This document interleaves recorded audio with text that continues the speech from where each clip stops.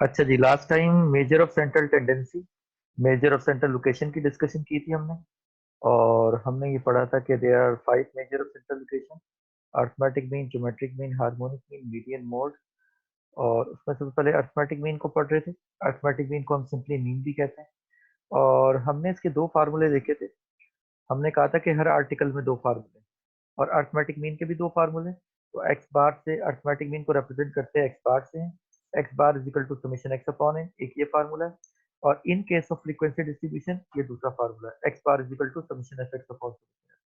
तो frequency distribution case में ये लगाएंगे, अदरवाइज फिर हम ये वाला फार्मूला यूज करेंगे। तो हमने लास्ट टाइम में डिस्कशन की थी कि हर आर्टिकल में दो फार्मूले हैं, हर आर्टिकल में टू टाइप्स के फार्मूले हैं, और हर आर्टिकल में थ्री टाइप्स के क्वेश्चन हैं। तो टू टाइप्स के फार्मूले आपको नजर आ रहे हैं, लास्ट टाइम डिस्कस भी किए थे हमने। और हर आर्टिकल में थ्री टाइप्स के क्वेश्चन है। तो पहले डेटा की शक्ल ये है, इसको हम अनग्रुप डेटा कहते हैं, इसको हम रॉ डेटा कहते हैं, इसको हम प्राइमरी डेटा कहते हैं, और इसको हम आमतौर से फर्स्ट टाइप का डेटा कहते हैं। तो ये हमारा फर्स्ट टाइप का डेटा है, ये रॉ डेटा है, प्राइमरी डेटा है, अनग्रुप डेटा है। और इसको हमने सॉल्व करना सीखा था, ये फर्स्ट टाइप का डेटा है। और हमने कहा था कि सबसे पहला काम क्वेश्चन का कॉपी करना। तो डेटा को हमेशा एक्स कहते हैं, जो भी अनग्रुप डेटा हमें दिया जाता है हम उसको एक्स कहते हैं। तो एक्स लिख के हमने डेटा कॉपी कर दिया था। तो सबसे पहला काम क्वेश्चन को कॉपी करना, अगला काम फार्मूले का रेफरेंस देना। फार्मूले का रेफरेंस देने का मतलब ये कि आपने फार्मूले को चूज करना है कि विच फार्मूला विल बी यूज। तो हमारे पास दो फार्मूले। तो इस क्वेश्चन में कोई बता सकता है कि वन यूज करें या फार्मूला टू यूज करें इस डेटा पे? सर 1 यूज करेंगे सर। वन क्यों यूज करेंगे? सर चूंकि फ्रीक्वेंसी गिवन नहीं है। हाँ, क्योंकि सेकंड वाला तो हम इन केस ऑफ फ्रीक्वेंसी डिस्ट्रीब्यूशन में यूज करते हैं, तो लिहाजा वन वाला यूज करेंगे। तो सबसे पहला काम क्वेश्चन का कॉपी करना, अगला काम फार्मूले का रेफरेंस देना, फार्मूले की बेस पर टेबल का जनरेट करना, यह आखिरी काम है। फार्मूले की बेस पर टेबल का जनरेट करना, फार्मूले की बेस पर टेबल का जनरेट करना इसको कहते हैं कि फार्मूले में आप देखें दो चीजें हैं, अपॉन में अगर देखा जाए तो दो चीजें। एक तो है n, n is the number of data values, number of observation. तो आप इसको काउंट कर लीजिए, नंबर ऑफ डेटा वैल्यूज को 1 2 3 4 5 6 7 8 9 10, या 10 डेटा वैल्यूज दी हुई है, n इक्वल टू 10 हो जाएगा। समेशन एक्स चाहिए, तो एक्स तो आपने कॉलम बनाया हुआ है। समेशन एक्स का मतलब होता है कि एक्स का मजमुआ। तो एक्स आपके पास बना हुआ है, अगर हम इसका सम कर लें तो हमें समेशन एक्स मिल जाएगा, एक्स का मजमुआ। और एक्स का मजमुआ हमारे पास क्या है, 60। तो हम इसको पुट कर देंगे, डिवाइड कर देंगे, जवाब आ जाएगा। लास्ट टाइम डिस्कस कर चुके हैं। ये हमारे पास सेकंड टाइप का क्वेश्चन है, और हम ये इसकी फ्रीक्वेंसी टेबल बना चुके हैं। इसको हम सिंपल फ्रीक्वेंसी डिस्ट्रीब्यूशन कहते हैं, इसको हम डिस्क्रीट फ्रीक्वेंसी डिस्ट्रीब्यूशन कहते हैं, और इसको हम अनग्रुप फ्रीक्वेंसी डिस्ट्रीब्यूशन कहते हैं। इसके तीन नाम है: simple frequency distribution, ungroup frequency distribution, और इसी तरह जो है डिस्क्रीट फ्रीक्वेंसी डिस्ट्रीब्यूशन। और ये हमारा सेकंड टाइप का डेटा है। सर ये फ्रीक्वेंसी डिस्ट्रीब्यूशन क्यों है? भाई इसलिए कि इसमें फ्रीक्वेंसी का कॉलम बना हुआ है, इसलिए ये फ्रीक्वेंसी डिस्ट्रीब्यूशन। अच्छा, जिस डेटा में फ्रीक्वेंसी का कॉलम बना हुआ हो, जिस टेबल में फ्रीक्वेंसी का कॉलम बना हुआ हो, क्या उसको फ्रीक्वेंसी डिस्ट्रीब्यूशन कहते हैं? जी हाँ, उसको फ्रीक्वेंसी डिस्ट्रीब्यूशन कहते हैं। तो हम इसको सेकंड टाइप का डेटा भी कहते हैं। तो ये हमारा सेकंड टाइप का डेटा है, सिंपल फ्रीक्वेंसी डिस्ट्रीब्यूशन है। तो ये सेकंड टाइप है, बार बार आपको नजर भी आएगी ये सेकंड टाइप, शक्ल गौर से देख लीजिए इसकी। अब क्वेश्चन कैसे हल करेंगे? सबसे पहला काम क्वेश्चन का कॉपी करना। तो इसमें दो कॉलम दिए हुए हैं, एक एक्स का कॉलम है, एक एफ का कॉलम है। तो सबसे पहले क्वेश्चन को कॉपी कर लीजिए, एक्स और एफ लिख के डेटा कॉपी कर लीजिए। सबसे पहला काम क्वेश्चन कॉपी करना है, एक्स और सोल्यूशन की हेडिंग डाली, और एक्स और एफ लिख के हमने कॉपी कर लिया। एक्स लिखा, एफ लिखा, एक्स की वैल्यू कॉपी कर लिया, एफ की वैल्यू कॉपी। ये कॉलम हमें नहीं पता था, हमने एक्स और एफ को कॉपी कर लिया। तो सबसे पहला काम क्वेश्चन का कॉपी करना, जैसा दिया था वैसे ही छाप दिया, बस वर्टिकल टेबल छाप दिया, एक्स और एफ लिख के ना वर्टिकल छाप दिया।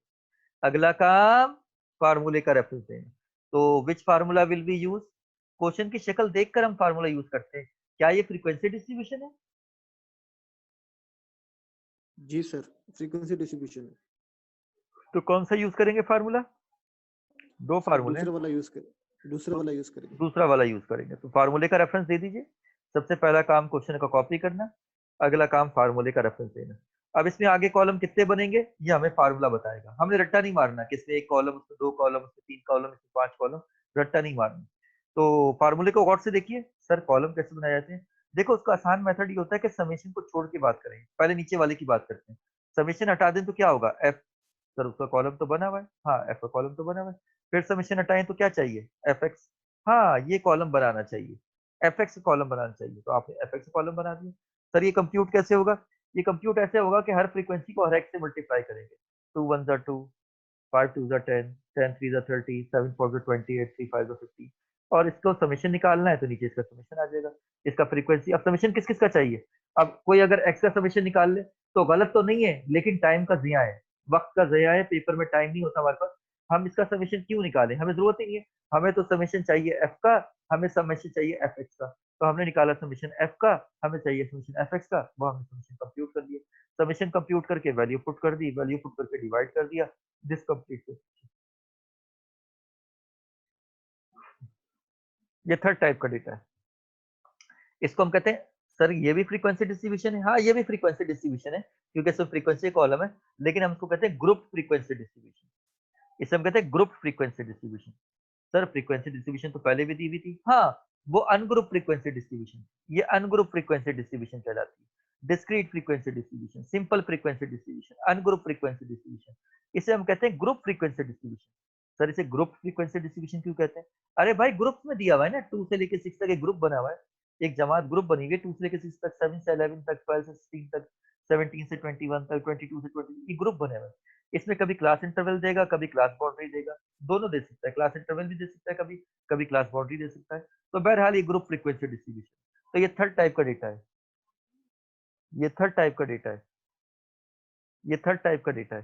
तो क्वेश्चन को कैसे प्रोसीड करते हैं? क्वेश्चन का प्रोसीजर सेम है। सबसे पहला काम क्वेश्चन का कॉपी करना। तो दो कॉलम दिए हैं, एक क्लास इंटरवल का कॉलम है, एक फ्रीक्वेंसी कॉलम है। तो छाप दीजिए class interval frequency. Class interval लिखा, क्वेश्चन छाप दिया, फ्रीक्वेंसी लिखा, क्वेश्चन छाप दिया। तो दो कॉलम हमने छाप दिए, आगे हमें नहीं पता, अभी ये नहीं पता हमें। दोनों कॉलम हमने छाप दी। अच्छा, दोनों कॉलम छापने के बाद क्या करेंगे? अगला काम फार्मूले का रेफरेंस देना। अगला काम फार्मूले का रेफरेंस देना। कोई बता सकता है कि कौन सा फार्मूला यूज करें? दो फार्मूले हैं हमारे पास। सर दूसरा वाला इस्तेमाल होगा दूसरा वाला क्यों इस्तेमाल होगा? क्योंकि सर फ्रीक्वेंसी डिस्ट्रीब्यूशन वाला सवाल है।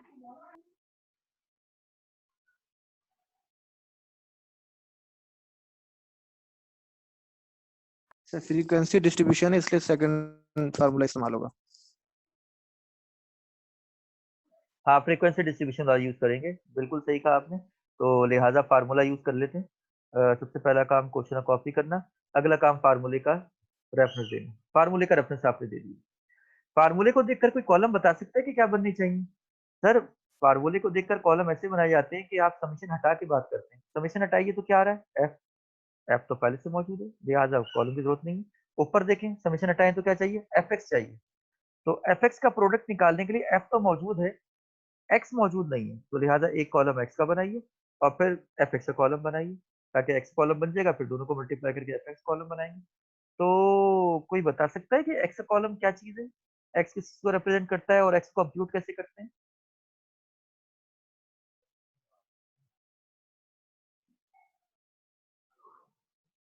कोई बता सकता है कि एक्स क्या चीज है?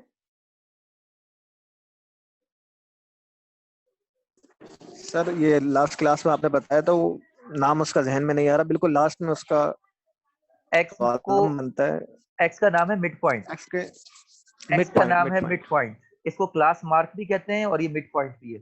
चले, नाम तो मिड पॉइंट है, ये क्लास मार्क है, ये कंप्यूट कैसे होता है?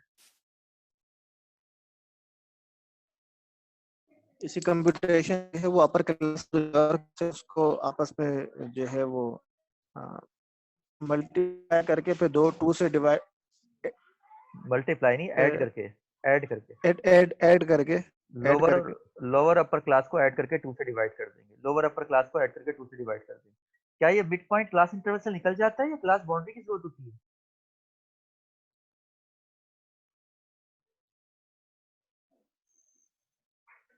सर सवाल सुनाई नहीं दिया। ये मिड पॉइंट जो है क्या क्लास इंटरवल से कंप्यूट हो जाता है या हमें क्लास बाउंड्री से कंप्यूट होता है? किससे कंप्यूट होता है ये?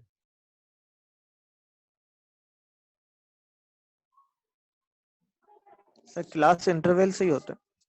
मिड पॉइंट क्लास इंटरवल से भी कंप्यूट हो जाता है, क्लास बाउंड्री से भी कंप्यूट हो जाता है। मिड पॉइंट क्लास इंटरवल से भी कंप्यूट हो जाता है और कभी सवाल में क्लास बाउंड्री दी जाए तो उससे भी कंप्यूट हो जाता है।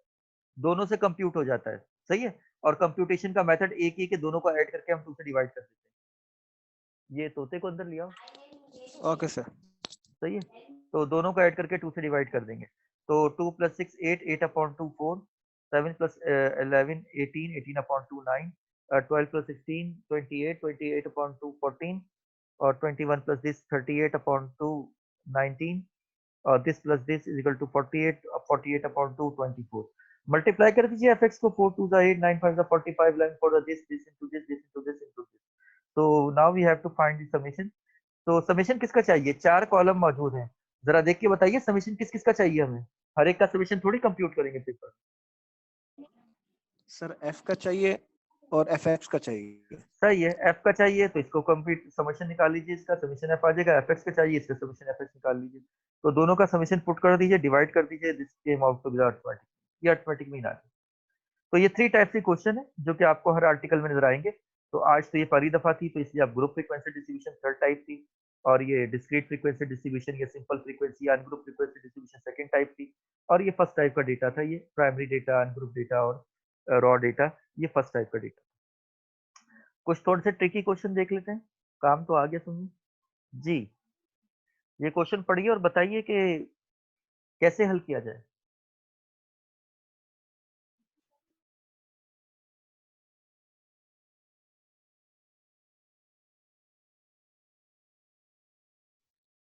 तो कोई देख के बता सकता है क्वेश्चन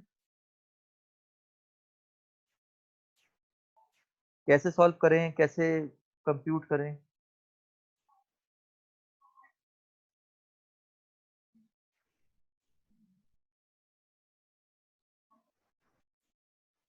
सर ये रॉ डेटा है। सही है, फार्मूला नंबर 1 से ही हल होगा ये, फार्मूला नंबर 1 से हल जो कि होगा। Frequency distribution. रॉ डेटा है, फार्मूला नंबर 1 से हल होगा, सही है। लेकिन इससे पूछ क्या रहा है? इसमें अरिथमेटिक मीन तो नहीं पूछ रहा। If the mean of the following data is 17, if the mean, mean का मतलब अरिथमेटिक मीन होता है। इफ द मीन यानी कि arithmetic mean of the following data is 17, यानी इसका अरिथमेटिक मीन 17 है। फाइंड द वैल्यू ऑफ के, इसके अंदर मौजूद है, बताओ के की कीमत क्या होगी। तो प्रोसीड करते हैं। चूंकि आपने बिल्कुल सही पहचाना कि ये फर्स्ट टाइप का डेटा है, और फर्स्ट टाइप के डेटा को तो एक्स कहते हैं, तो एक्स लिख के डेटा कॉपी करेंगे, फार्मूले का रेफरेंस देंगे और काम करते हैं। देखिए इंशाल्लाह क्वेश्चन सॉल्व हो जाएगा। तो ये फर्स्ट टाइप का डेटा है, एक्स लिख के डेटा कॉपी कीजिए। ये लिए दीजिए, एक्स लिखा, आपने डेटा कॉपी कर दिया। सर इसमें तो के मौजूद है, भाई भले से के मौजूद हो, आपने डेटा कॉपी कर दिया। सबसे पहला काम क्वेश्चन का कॉपी करना। अगला काम फार्मूले का रेफरेंस देना। फार्मूले का रेफरेंस देना। Which formula will be use? पहला वाला सर, फर्स्ट वन। पहला वाला यूज करेंगे, x bar is equal to summation x upon n. सही है। तो फार्मूले की बेस पर टेबल का जनरेट करना। एन कितना है? एन काउंट कर लीजिए, 1 2 3 4 5, एन तो 5 है। मीन कितना दिया हुआ है? मीन उसने बताया हुआ है कि 17 है मीन। क्वेश्चन बताया कि if the mean of the following data is 17, mean 17 है, तो लिहाजा एक्स बार की जगह पे 17 रख दीजिए। अच्छा जी, समेशन एक्स, तो एक्स तो इसका मजमूआ है समेशन एक्स, तो जमा कर दीजिए। 12 और 18 30, 30 और 21 51, और 51 और 30 64। अब के तो जमा नहीं हो सकता, तो क्या होगा? 64 प्लस के। जमा तो नहीं हो सकता, लेकिन जमा में लिखेंगे तो सही ना, ये इसके साथ नंबर है ना, डेटा है। 64 प्लस के, तो समेशन एक्स 64 प्लस के, तो समेशन एक्स की जगह रख दिया 64 प्लस के, एन की जगह पे 5, एक्स बार। ये 5 डिवाइड हो रहा है, वहां जाके मल्टीप्लाई हो जाएगा। 17 5 85 इज इक्वल टू 64 प्लस के की कीमत मालूम करनी है। 64 यहाँ पे प्लस हो रहा है, वहां जाके माइनस हो जाएगा, वहां ले जाए माइनस हो जाएगा, माइनस हो गया, तो इसमें से माइनस किया 21 आ गया, तो k is equal to 20। Have you got it? Yes sir. सही है। एक और थोड़े से ट्रिकी क्वेश्चन है, पढ़िए जरा।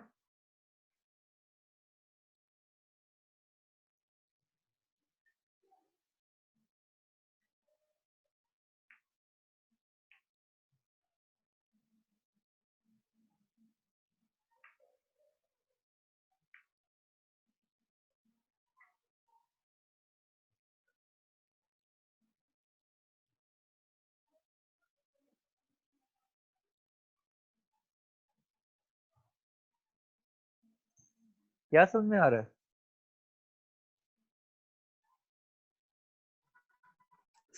इतना समझ में आ रहा है कि चूंकि फ्रीक्वेंसी डिस्ट्रीब्यूशन का नहीं है, तो ये इसलिए फार्मूला नंबर आप सर आ गए।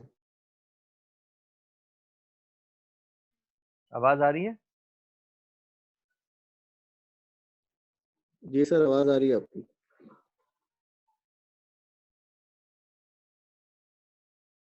Hold on. अच्छा जी, तो क्या समझ में आया ये क्वेश्चन? सुनिए, the mean of 10 numbers is 8। 10 नंबरों का मीन 8 है। 10 नंबरों का अर्थमेटिक मीन कितना है? 8 है। If n 11th number is now included in the result, 10 number आपको मालूम नहीं थे, सही है ना? जो 10 नंबरों का मीन 8 है वो 10 नंबर मालूम थे। अब क्या हुआ, 11वां नंबर शामिल कर दिया गया। जब 11वां नंबर शामिल किया गया, देन मीन बिकम्स 9, तो मीन 9 हो गया। पहले 10 नंबरों का मीन 8 था, 11वां नंबर शामिल किया गया तो मीन कितना हो गया? 9 हो गया। बताइए कि वो 11वां नंबर क्या है? बताइए कि वो 11वां नंबर क्या है? तो कैसे हल करेंगे जरा देखते हैं। तो जब भी क्वेश्चन को सॉल्व किया जाता है तो उसमें दो चीजें होती हैं। एक होता है गिवन दैट, क्या चीज दी गई है, और दूसरी चीज वो होती है जो पूछी जाती है। एक चीज दी जाती है, एक चीज पूछी जाती है।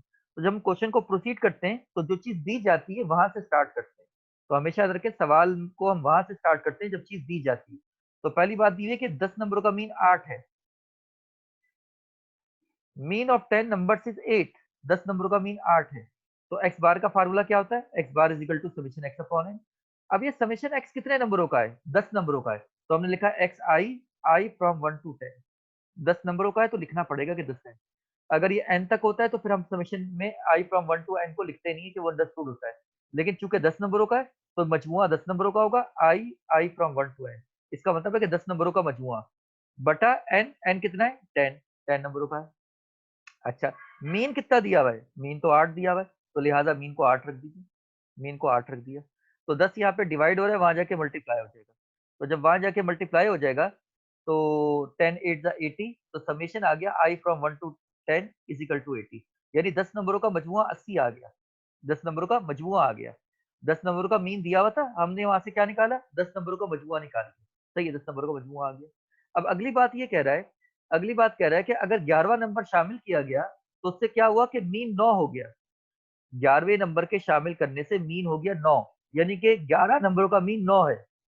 यानी कि 11 नंबरों का मीन 9 है। यहाँ पे 10 नंबरों का मीन 8 था, अब 11 नंबरों का मीन 9 है। यानी कि मीन ऑफ 11 नंबर्स इज 9। 11 नंबरों का मीन 9 है। तो फार्मूला क्या है? X bar is equal to summation x upon n. N 11 है और आई फ्रॉम 1 टू 11, क्योंकि 11 नंबरों का मजमुआ बटा 11 नंबर, एन लिखा हुआ है 11। तो मीन कितना है उसका? 9 है। तो ऐसा कीजिए, 11 को 9 से मल्टीप्लाई कर दीजिए तो 99 हो जाएगा। तो ये आपके पास मजमुआ आ जाएगा 11 नंबरों का। ऊपर क्या था? 10 नंबरों का मजमुआ। ये क्या है? 11 नंबरों का मजमुआ। तो 11 नंबरों के मजमुए में से अगर 10 नंबरों का मजमुआ माइनस कर दिया जाए तो क्या हमें वो 11वां नंबर नहीं मिल जाएगा जो हम मालूम करना चाह रहे हैं? ये 10 नंबरों का मजमुआ है और ये 11 नंबरों का मजमुआ है।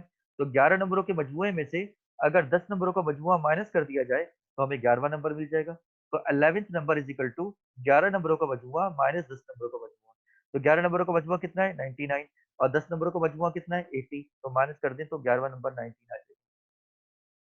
Have you got it? Yes sir.